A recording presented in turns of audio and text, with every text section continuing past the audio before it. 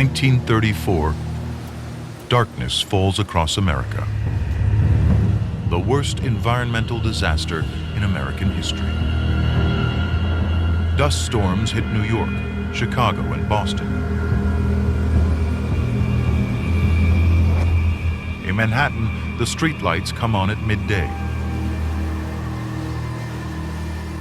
A monstrous dust storm 1,800 miles wide, from the Great Plains to the Atlantic Ocean. The air turns to earth. The storm carries 3 tons of dust for every American alive. Ships stop off the eastern seaboard, not sure what is happening. The cloud reminds the captain of the ship, the Deutschland, of the sands of the Sahara blowing out to sea. But now, the clouds are devouring the Statue of Liberty.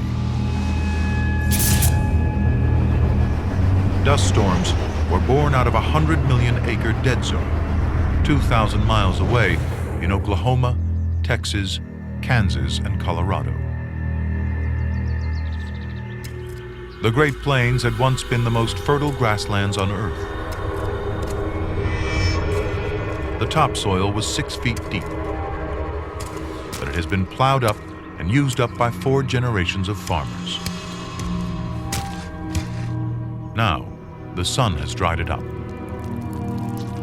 What really did the farmers in was an environmental cataclysm that involved an extended drought, high winds, and the loss of millions and millions of tons of topsoil.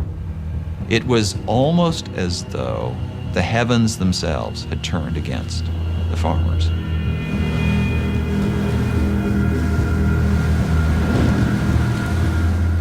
By 1930, the rains virtually stopped. The lighter organic matter, the best soil, is literally gone with the wind. The tiny particles of soil are suspended in the air. Then a freakish phenomenon happens. Static electricity builds between the earth and the dust. Like a magnet, the static electricity sucks up more and more dust, feeding itself, growing in size and power.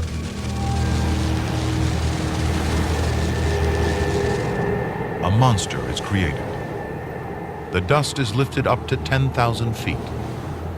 Powered by high-altitude winds, the monster rips across the country looking for prey.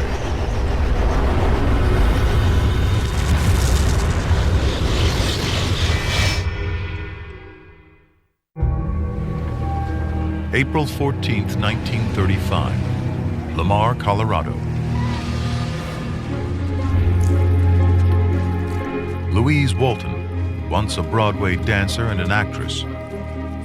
She gives up the glamour to breathe the clean, dry air of the prairies. The doctors say her lungs need it. Louise thrives on the southern plains, and so did her 6-year-old daughter, Jean. Until recently. Their rural dream has become a nightmare. 49 dust storms in the last 3 months. But today, the air is crisp and clear.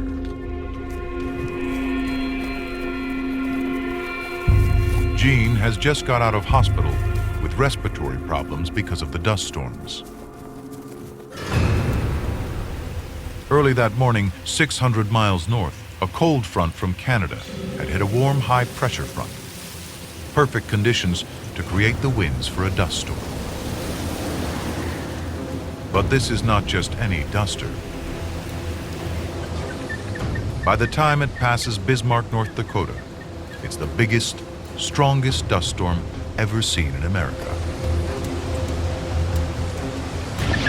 The cold front drives the storm south across the prairies. It's heading straight for Louise and Jean's place at 65 miles per hour. It grows more and more powerful. It produces enough static electricity to power New York City.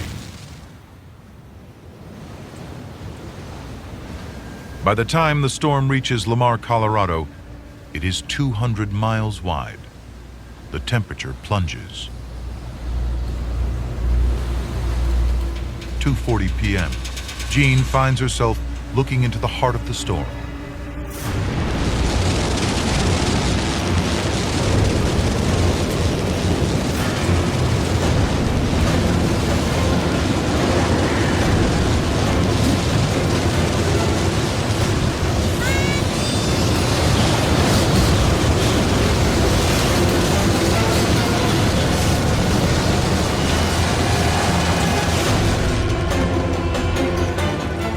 Janie!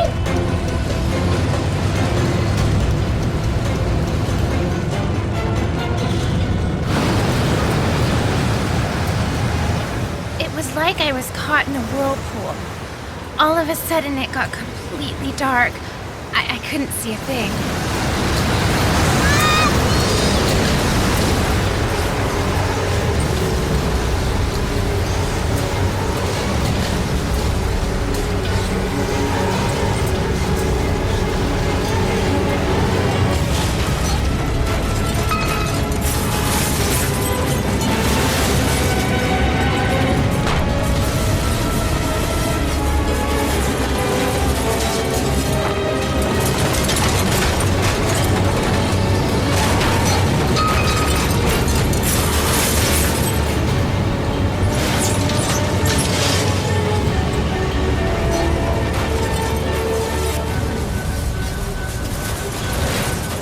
The dust clouds contain over 300,000 tons of Great Plains topsoil.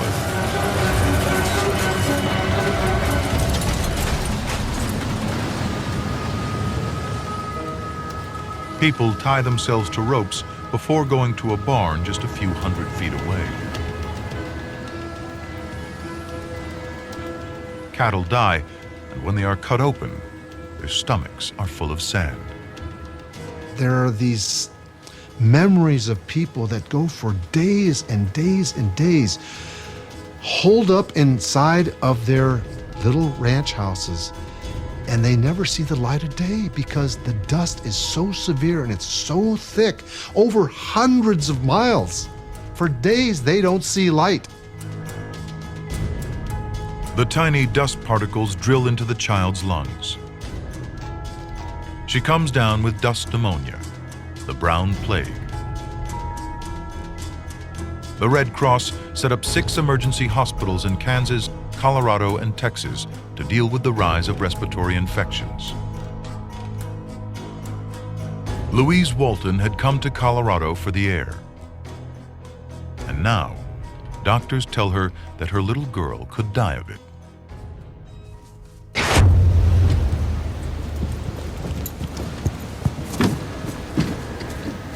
There is an exodus of biblical proportions underway on the Great Plains. By 1936, farmers are losing $25 million a day. Farming is no longer a possibility.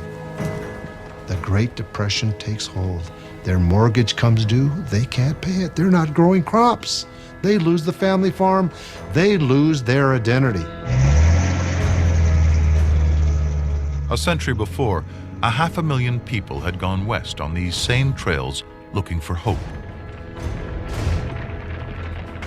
Now, 250,000 of them are fleeing the Dust Bowl in despair. But not everyone has the choice to leave. Jean and Louise survive Black Sunday and stay put. 2/3 of Dust Bowlers stick it out. They have nothing left but their determination and will.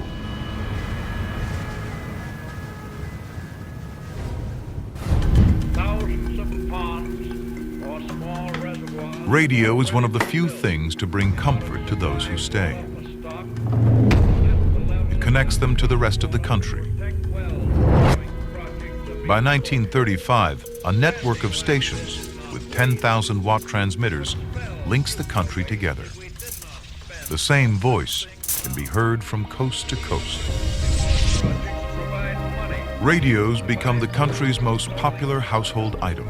By 1934, there are over 18 million radio sets. keep the lights on. 40% of America lives in isolated rural communities. But now, they can get local news and weather, farm prices, and be part of national events. America was built for the introduction of radio. This is a vast land. It has a lot of different layers to it as you go across the country. America was learning about itself through news from across the country and around the world. Germany is rearming. In fact, Regular news reports bring international events straight into American homes. Little do Americans realize that news from so far away will change America forever. Hitler's ambitious and